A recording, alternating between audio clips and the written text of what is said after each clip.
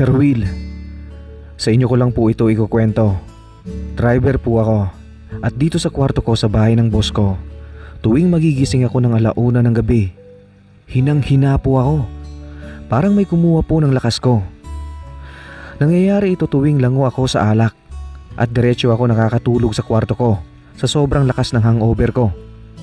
Pagising ko po nakikita ko na lang na nakashort na po ako. Yung pantalon ko na maong nandoon na po sa malayo. Napapatingin ako sa paligid ng kwarto ko dahil papaanong nakashort na lang ako. Palagi akong nakamaong na pantalon tuwing uuwi ako at diretso nang makakatulog.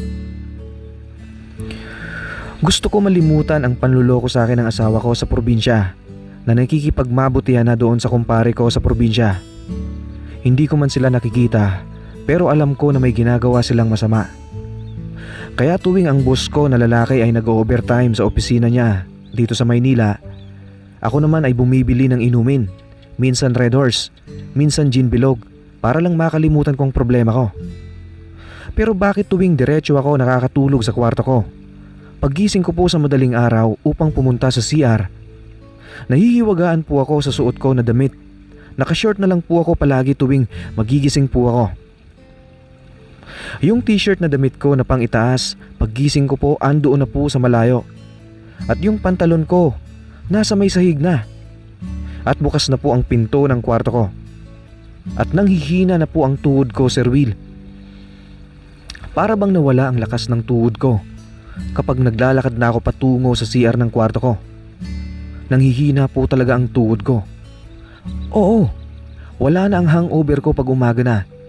Pero bakit kasabay ng pagkawala ng hangover ko, nawawala rin ang lakas ng tuhod ko? Palaisipan sa akin ang pangyayari na ito, Sir Will, dahil alangan naman may babae akong kasama pag uwi ko. Wala. Hindi naman po kasi ako ng bababae. Yung boss ko po na lalaki, 20 anyos pa lang yon. Walang alam yun. Ang trabaho ko lang naman sa kanya ay ihatid sundo ko siya sa opisina niya. Kaya pala isipan talaga sa akin kung bakit nakashort na lang po ako palagi tuwing magigising po ako sa kwarto ko. Nakakalito po talaga. Alangan naman sa sobrang kalasingan ko ay magagawa ko pang magsariling sikap. Hindi naman po ako ganon dahil 37 anyos na po ako ngayon bilang driver. Bihira na lang po ako sa mga ganyan, Sir Will. Mga sariling sikap. Nung kapanahunan ko pa, nung kabataan ko, oo, palagi talaga. Dahil kasama ko lagi mga tropa ko. Doon po kami sa taas ng puno ng mangga, binata po ako nito. At sabi nga ng mga tropa ko, ako raw ang pinaka swerte sa amin. Dahil lagpas po talaga sa kamay ko, Sir Will. Tapos sila hindi man lang. Ang sabi ko naman, nagmana lang po ako sa tatay ko. Siguro yan ang dahilan kung bakit ngayong nasa Maynila ako, ganito po ang nangyayari sa akin dito. Palaging may nagnanakaw ng lakas ko kapag mag-uumaga na nang hindi ko po alam. Pero wala namang nakakaalam dito sa Maynila na ganito ako. Kahit mga bakla dito na nakakasalamu ako sa Maynila, hindi po nila alam, Sir Will, na ako ay gifted. Dahil hindi naman ako namamakla, Sir Will. Abala po ako sa trabaho ko dito sa boss ko. Siguro kung may nakakaalam man na ako ay nagmana sa tatay ko nitong pambihirang talento ko, siguro itong binata na boss ko. Siguro alam niya dahil nagpapadrive siya sa akin noong nag-outing sila nung nakaraan. Noong nag-iinuman sila nung mga tropa niyang lalaki doon sa may resort. Nahulog po ako noon sa swimming pool nung isinama niya ako sa resort na yon. Andoon yung mga tropa niya. Nakashort po ako noon na manipis. Nahulog ako sa tubig, itinulak po ako ng tropa niya noon. Biruan lang naman yun, alam ko. At nung nabasa ako, doon nakita ng mga tropa niya na matindi po talaga ako, Sir Will. Napasabi pa nga yung tropa ni Sir na matindi raw po itong driver niya. At yun po ay ako. Nalaman nila nung time na yon. Kasi basang-basa ang damit ko noon eh. Short at t-shirt lang. Yung short at t-shirt ko, lahat yun kumapit sa balat ko nung basa na ako. Kaya nalaman nila ang bagay na tanging mga tropa ko lang na lalaki sa probinsya ang nakakaalam. Sa panahon na ito, Sir Will, alam na ni Sir kung ano meron ako. Pero kasi mga lalaki sila eh. Wala akong nakita na kahit isa na mapagkakamalan mo na bakla ang isa sa kanila. Wala. Dahil mga lalaki talagang itsura nila. Kahit sa galaw nila, sila ay lalaki talaga. Pero si Sir ko, bigotilyo yun, Sir Will. Mabalbo ng braso at binti niya. Kasing tangkad ko siya pero kutis mayaman po siya, maputi. Pero hindi yun kilos binabae. Kaya di mo talaga pagdududahan. Basta sa bahay nila dito sa Maynila kung saan ako tumutuloy, ang natatandaan ko palagi, yung boss ko na yan na gwapong lalaki, nakikita ko siya minsan napaalis mula sa loob ng kwarto ko. Pero yun ay kapag iniiwan niya sa akin ang susi ng kotse sa madaling araw. Dahil sabi niya, kapag madaling araw raw, paandarin ko na raw ang kotse para makondisyon ang makina nito bago kami umalis. So kotse lang talaga ang pakay noon Sir kapag madaling araw. Kaya hindi ko talaga alam kung sino po ang nagnanakaw ng lakas ko sa madaling araw, Sir Will. At sa kwento na ito na babasahin ko, kayo na po ang humusga kung sino ba talaga ang dahilan o kung sino nga talaga ang kumukuha ng nawawala kong lakas tuwing madaling araw, Sir Will. Dahil may isa pa po. Meron si Sir kapatid na lalaki na tambay lang. Walang trabaho siya. Siya si Ronald. Tahimik na lalaki. Bihira mong makausap, pero kung makatingin ang mata niya, para kang tinutunaw. Mabagsik po siya tumingin, Sir Will. Itong si Ronald, sabi ni Sir ko, ito raw ay namatayan ng girlfriend. Dahil nung pumunta raw ito sa hotel, kasama yung girlfriend nito, isinugod raw po sa ospital yung girlfriend nito dahil sa matinding pagdurugo. Hindi ko po alam kung napano yung babae na yon, pero yun daw talagang ikinamatay ng jeep niya. Kaya mula nung namatay daw ang jeep ni Ronald, tulala na lang daw ito palagi at ayaw nang magtrabaho. Nakikitambay na lang po ito sa bahay niya. Pero kapatid niya ito, Sir Will. Kapatid ni boss.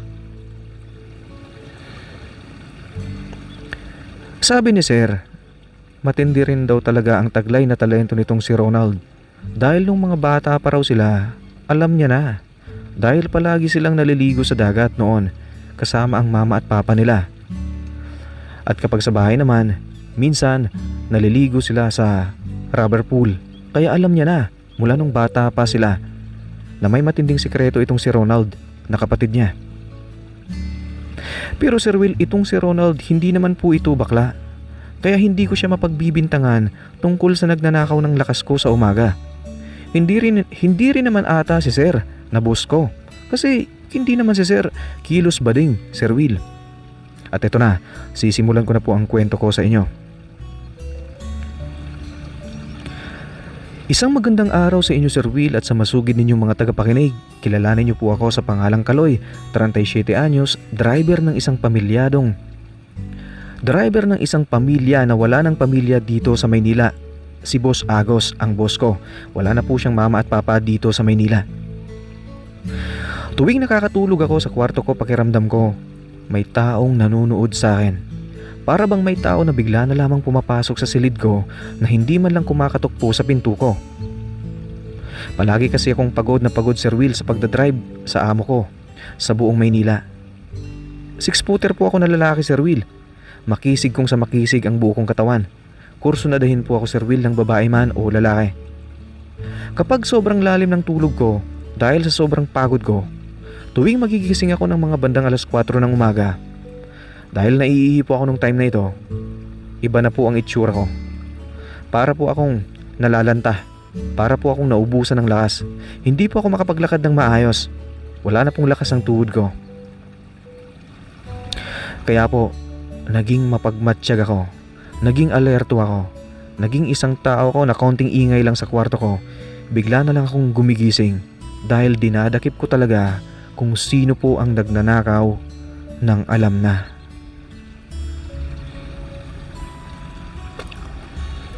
Isang gabi noon, Sir Will, Agosto.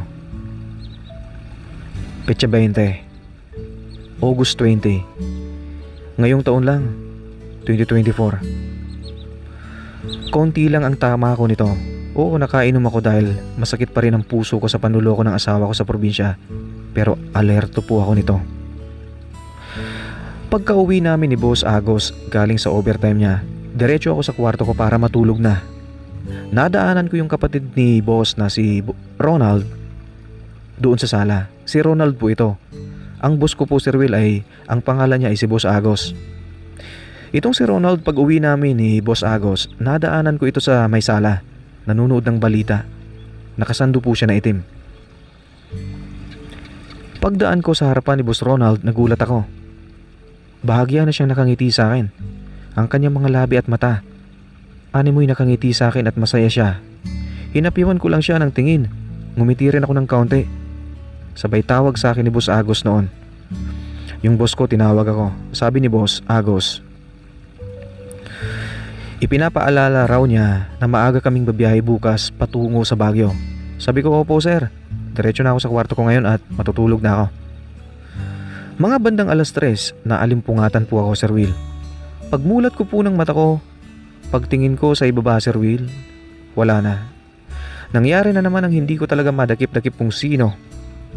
Dahil nung pagising ko, nakakumot na lang po ako.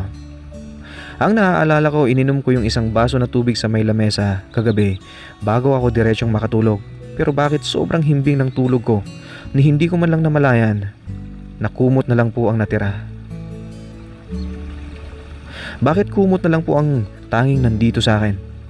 Wala na po ang t-shirt ko at puti na suot ko na t-shirt at maong ko na suot. Bago ko natulog kagabi, wala na po yun lahat. Nakita ko na lamang ang maong ko na pantalon na nandoon na po siya sa may saig, sa may dulo ng higaan. Sir Will, pala isipan talaga sa akin ang lahat. Nilagyan ba ng pangpatulog ang isang baso na tubig na naka-standby sa ibabaw ng lamesa dito sa kwarto ko? Upang hindi ako magising sa kabila ng lahat? Hindi ko po alam na guni-guni ko lang. Hindi ko po alam kung guni-guni ko lang po ito. Pero bakit ako? Sino ba talaga ang pagbibintangan ko ng mga oras na ito? Nanghihina na naman po ang tuhod ko. Wala na naman po akong lakas para maglakad. Wala naman po akong depression o anxiety, sabi nila. Ngunit ang talento ko ay nagtatago. Nagtatago na siya. Pagod na po siya. Apektado po ako kapag ganito. Matamlay na sa pakiramdam. Parang tinatamad na ako ipag-drive si sir. Wala na po akong gana.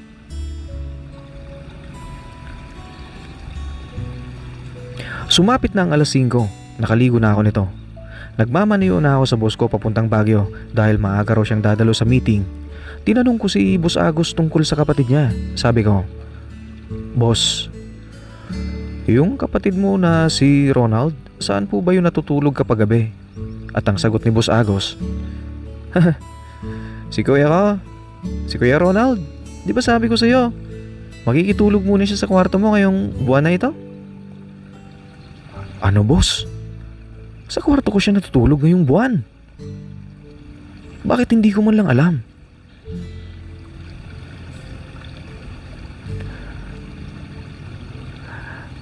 Ata, oo. Sa kwarto mo siya nakikitulog, hindi mo ba alam? Kaloy, nakita ko nga siya, mas maaga pa siya palaging nagigising sa'yo. Kaya hindi mo siya siguro nakikita. Palagi siyang nauuna magising sa'yo kapag umaga. Tapos ikaw, tulog pa. Tulog na tulog ka pa. Talaga, boss? Doon pala siya natutulog sa akin? Oo nga. Nakalimutan mo na ba? Ikaw kasi, Kaloy, inom ka ng inom palagi. At kapag may tama ka na, palagi ka na lang nakakatulog ng diretso kapag pumasok ka na sa kwarto mo. Wala ka nang pakialam sa lahat. Hindi mo ba alam na sa'yo nakikitulog mag-iisang buwan na ang kuya kong si Ronald?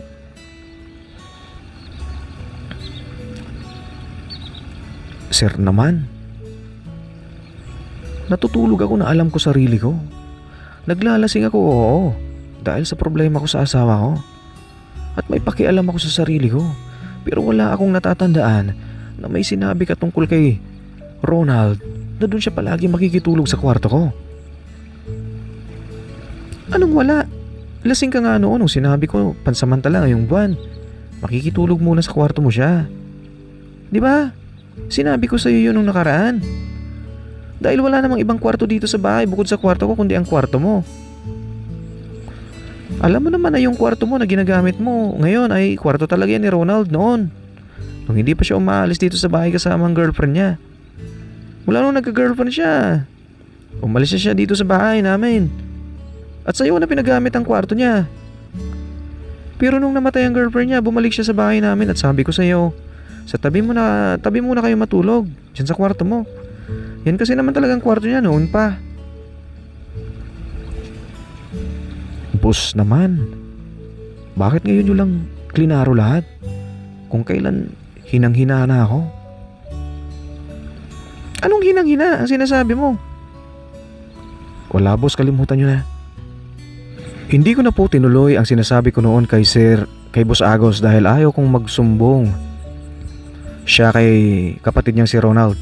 Dahil hindi ako sigurado talaga kung si Ronald ba talaga Sir Will. Kahit siya pa ay natutulog rin pala noon sa kwarto ko. Dahil kwarto niya pala talaga ang kwarto ko na yon na ibinigay sa akin ni Boss Agos sa mga nagiging driver niya. Hanggang sa nung makarating na kami ng Baguio ni Boss Agos, may sinabi siya sa akin, Sir Will. Kaloy, mag-iingat ka dito ha. Hanggat maaari, huwag kang lalabas ng kotse ha. Ayaw ko na mapahama ka. Delikado dito, maraming holdapper dito ha. Nakikita mo yung mga puting van na yan? Delikado yan. Hindi lahat ng puting van na yan sa kumpanya namin, karamihan dyan. Hindi lahat yan sa kumpanya namin, karamihan dyan mga holdapper yan. Wika ni Boss Agos, sabay hinawakan niyang palad ko at umalis na po siya nito. Nasa manibela ng sasakyan ang kamay ko noon ang hawakan niya. Sabay alis na siya na para siyang nag-aalala. Hindi ko siya sinunod. Hindi kasi ako natatakot sa Baguio, Sir Will. Hindi naman kasi ako mahinang tao. Hanggang sa may lumapit sa akin na lalaki, nakikisindi siya ng lighter ko, subalit na bigla ako. Bigla na lamang sinunggaban ni Boss Agos ang lalaki na ito at itinulak ito palayo sa akin. Kala ko susuntukin niya. Akala ko nasa meeting na si Boss Agos, yung pala hindi. Sabi ni Boss Agos, cancel na daw yung meeting niya. Sabi ko naman, Boss, bakit yung tinulak yung lalaki? Nakikisindi lang naman yun ng lighter sa akin. At ang sagot po ni Boss Agos, ay ganun ba? Akala ko kasi masamang tao yun. May masamang balak sa'yo. Pasensya na ha. Balik na tayo sa Maynila, Kaloy. Masama ang pakiramdam ko. Cancel ng meeting namin. Nag-aaway-aaway mga boss ko. 12 oras yung biyahe pabalik sa Maynila. Pagdating namin sa bahay ni Boss Agos, Sir Will, tumakbo ako. Dahil si Ronald may nakatali na lubid sa liig niya at nakatungtong siya sa upuan at akmang tatalo na doon sa may kusina. Mabuti at naabutan ko, Sir Will. Agad kong inakyat ang lubid sa liig niya at kinalag ko ito. Itinulak ko si Boss Ronald pababa sa upuan at tulala na lamang si Boss Agos sa mga pangyayari. Tulala aming dalawa ni Boss Agos dahil si Ronald, dahil kung hindi pala kami bumalik agad, kung hindi na-cancel yung meeting niya sa Baguio at hindi kami umuwi, hindi sana namin maabutan ng buhay si Ronald na kapatid niya. Muntik na sana siyang mawala sa mundo natin kung hindi kami nakauwi agad ni Boss Agos. Pinaakbay ko si Ronald sa balikat ko. Pinaakbay ko ito at dinala ko sa kwarto ko. Akala ko pangiti-ngiti lang siya nung umalis kami ni Boss Agos noon, pero hindi niya pala kinakaya ang problema niya, Sir Will.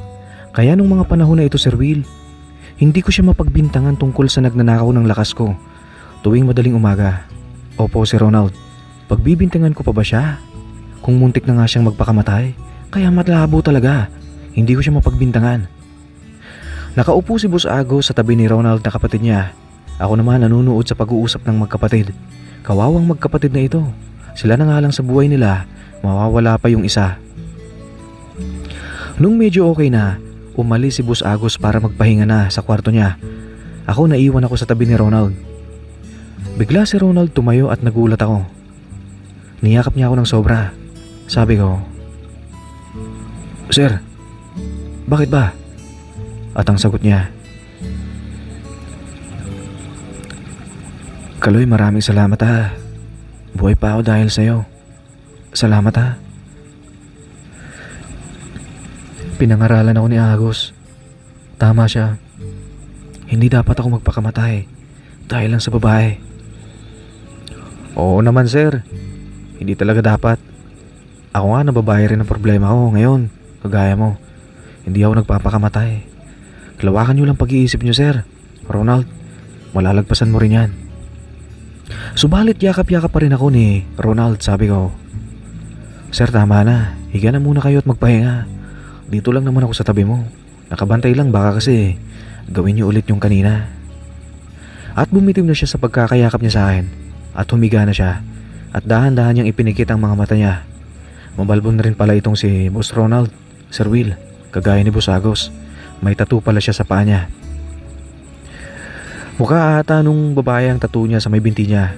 At pareho pala kami nitong si Ronald. May sikreto rin pala siyang matindi. Mapapansin mo yun habang natutulog siya noon, Sir Will. Pero iba ang pinoproblema ko eh. Sino ba talaga dito sa magkapatid ang nagnanakaw ng lakas ko tuwing madaling umaga? Litong-lito na po ako. Eh di pumunta ako sa kwarto ni Boss Agos. Kumatok ako sa pinto dahil ikukwento ko na talaga sa kanya ang lahat. Ang problema ko sa kanila.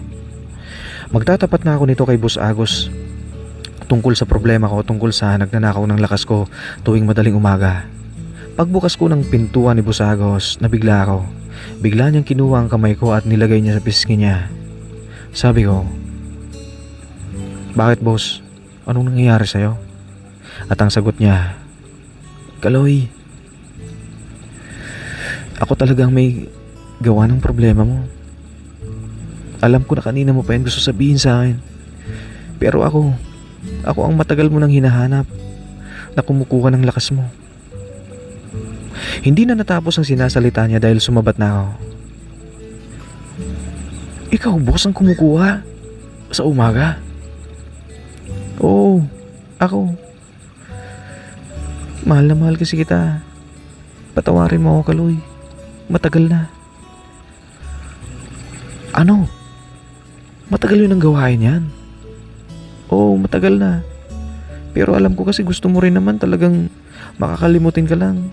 Alam ko, alam mo naman yun eh. Palagi mo lang hindi naaalala." "Oo, may sakit ako na makakalimutin. Pero dapat ipinapaalala niyo sa akin lahat. Hindi naman ako magagalit. Basta magiging tapat ka lang. At huwag ganun. Talaga, hindi ka magagalit?" "Oo, hindi. Basta kung ikaw lang naman. Dahil mabait ka sa akin. Kaya okay lang. Ang dami mong tulong na binigay sa akin, kaya okay lang." "Talaga?" "Oo. Pero haalis na ako ngayon dito sa bahay mo, boss. Hahanap na ako ng ibang amo na ipagdadrive ko." "Ano? Bakit ka aalis? Akala ko ba okay lang sa'yo ang lahat?" "Aalis ako dahil baka magkasakit ako dahil sa'yo." "Kaloy, malinis ako. Sa'yo lang ako nagkaganito. Ikaw ang first time ko. Kaya paanong magkakasakit ka? Wala akong sakit." "Talaga first time mo? Sigurado kang malinis ka?" "Oo, sa'yo lang naman ako nagkagusto eh." "Pero hindi ako namamakla, boss. Hindi ako ganun na tao, boss." "Eh bakit? Bakla ba ako tignan? Hindi naman ako kilos bakla. Nag-eksperimento lang naman ako kasi gusto ko malaman ng mga bagay-bagay. Pero patawarin mo ako, Kaloy. Sa'yo ko natuklasan ng mga bagay-bagay sa mundo na sobrang napakasaya pala ng mga bagay-bagay na yon. At higit sa lahat, the best ka, Kaloy. Ang tindi mo. Pinagpala ka sa lahat." "Tumigil ka nga, boss. Ako lang nakakaalam nito. Pero inalam nyo. Magre-resign ako dito sa inyo. Ganyan pala kayo. Naloko niyo ako, kala ko lalaki kayo.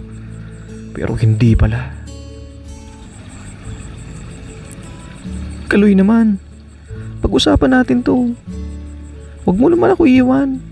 Hindi ko kaya na mawala ka dito sa bahay ko." "Hindi mo kaya kasi kung ano-anong ginagawa nyo sa gabi." "Sige, pangako hindi na ako pupunta sa kwarto mo tuwing madaling araw. Pangako hindi ka na makakaramdam ng panghihina tuwing gigising ka. Basta huwag kang aalis. Hindi na, boss. Aalis talaga ako. Kayo pala ang salarin. Akala ko si Ronald. Yung pala kayo. At nung tumalikod na ako, Sir Will, at naglalakad na ako paalis sa harapan ni Boss Agos, bigla niya akong niyakap at ang sabi niya, Kaloy, maawa ka. Hindi ko talaga kaya na mawala ka dito sa bahay. Sa'yo lang ako nakapatagpo ng perpekto na tao para sa akin. Ikaw ang pinaka-the best sa lahat. Perpekto ka. Anong perpekto? Dahil badaks ako? Kaya perpekto para sa inyo? Oh, bihira ang mga kagaya mo, Kaloy. The best ka talaga. Please wag mo naman akong iwan, Kaloy. Hindi ko kaya. Sige, hindi ako aalis bilang driver mo. Pero siguraduhin mo na hindi ka na magnanakaw ng lakas sa umaga. Oo, pangako. Hindi na talaga, Kaloy, pangako. Sir Will, napaniwala ako na hindi na talaga. Ngunit sa mga sumunod na gabi, dito na pala mas lalong lumala ang lahat. Hindi ko man lang namalaya na ako ay mahuhulog sa patibong ni Boss Agos. Sabi ni Boss Agos, kakain daw kami sa MOA. Pero ang ginawa niya, uminom siya ng beer habang ako nasa may seawall na sa likod ng MOA. Kumakain ako ng barbecue habang umiinom siya doon sa isang resto bar. Sa may baywalk ako malapit, sa may Ferris wheel na puti. Si boss umiinom ng beer ng sunod-sunod. Tingin siya ng tingin sa akin, siguro naglalasing siya dahil hindi na siya makaka-score kahit kailan. Kasi binalaan ko na siya noon eh. Hindi na ako aalis sa kanya bilang driver niya, pero titigil na siya sa pagnanakaw ng lakas tuwing madaling araw. Yun ang napagkasundoan namin noon. Sa mga oras na ito, hindi niya ata kayang alisin ang bisyo niya. Ang bisyo niyang mang-agaw ng lakas, kaya inom siya ng beer doon sa resto bar. Dahil wala nang nagbibigay sa kanya ng kaligayahan noon. Kasi kapag umulit siya, agad-agad akong mag-aal sa balot para mag-resign sa kanya. Hindi niya matanggap. Ayun, sunod-sunod ang inom niya ng beer doon sa resto bar sa likod ng MOA. Wala akong magagawa eh. Ayaw ko talaga ng ganun na pangyayari. Masama kasi yun eh. Nung matapos siya uminom, nilapitan niya ako habang kumakain ako ng barbecue at ang sabi niya sa akin, Ikaw, Kaloy, sobrang damot mo. Tinanggalan mo ako ng kaligayahan sa buhay ko. Wala lang ba sa'yo yung pinagsamaan natin araw-araw? Binibigyan kita ng pera. Pwera pa sa sahod mo. Tapos ngayon itong igaganti mo sa akin. Sinasaktan mo ako. Sumagot naman ako, Sir Will. Boss, tinatanaw ko lahat ng isang malaking utang na loob. Lahat ng pera na binibigay niyo sa akin. Pero masama kasi yung mga nangyari. Anong masama? Masama ba na napapaligaya mo ako bilang kabayaran? Masama ba na mahalin kita? Masama ba na lagi tayong magkasama? Boss, walang masama kung lagi tayong magkasama. Ang ayaw ko yung nanghihina ako tuwing umaga dahil kinuha niyo lahat ng lakas ko at enerhiya ko. Problemado na nga ako. Tapos ganun ba? Ayaw mo nun. Nakakalimutan mo lahat ng problema mo tuwing mag-uumaga. Di ba tinatawag mo pang ang pangalan ko kapag madaling umaga na dahil sabi mo para kang nasa paraiso na? Sa bagay, paano mo maaalala ang lahat na tinatawag mong pangalan ko may sakit ka nga na makakalimutin? Ewan ko sa'yo, boss. Puro na lang sarili mo ang kaligayahan mong iniisip mo. Ako na driver mo, tingin mo sa akin pampalipas oras mo lang sa buhay mo? Hindi kita pampalipas oras. Gustong gusto nga kita, ayaw mo lang sa akin eh. At nasasaktan ako sa ginagawa mo. Wala naman akong ginagawa. Ba't ka masasaktan? Nag-uusap lang tayo ngayon Kung wala, payagan mo ako mamaya pag uwi natin.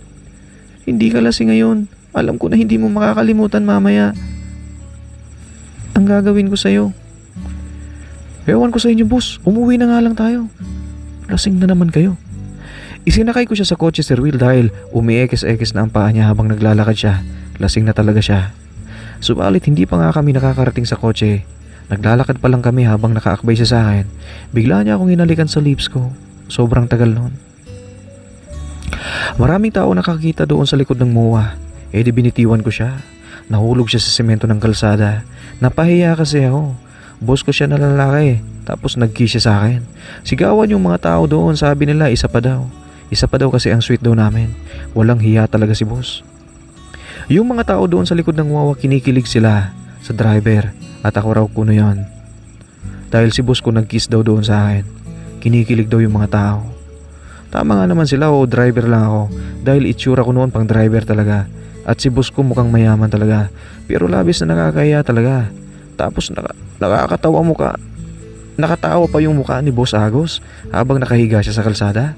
At parang proud na proud pa siya na nag-kiss siya sa akin sa harap ng maraming tao. Ako na lang talagang nahihiya nung time na yun, Sir Will. Si boss na walang hiya talaga mukha niya. Kung babae siya, hindi ako mahihiya. Kaso lalaki siya eh. Binuhat ko siya at isinakay ko siya sa kotse pa uwi. Pagdating sa bahay, sinalubong ako ni Ronald. Ayun, dinala na siya ni Ronald sa kwarto niya at nakatulog na siya ng mahimbing Sir Will. Ako naman tulala ako sa kwarto ko kasi first time ko naikis ako sa harap ng maraming tao, Sir Will. Sir Will, hanggang ngayon po driver pa rin po ako ni Boss Agos pero ni minsan hindi na siya nakakapagnakaw ng kiss o lakas man sa umaga sa akin. Oo, minsan nakakalusot ang mga kiss niya pero nakikipag holding hands lang siya sa akin sa loob ng kotse. Hindi na, wala nang lalagpas doon. Dahil lalaki po talaga ako, Sir Will. At sa kanya lang po talaga ako bimigay at nagpapasensya hanggang sa ngayon, Sir Will. Hanggang dito lang po ang sulat ko, Sir Will. Pasensya na po. Nagmamahal. Kaloy.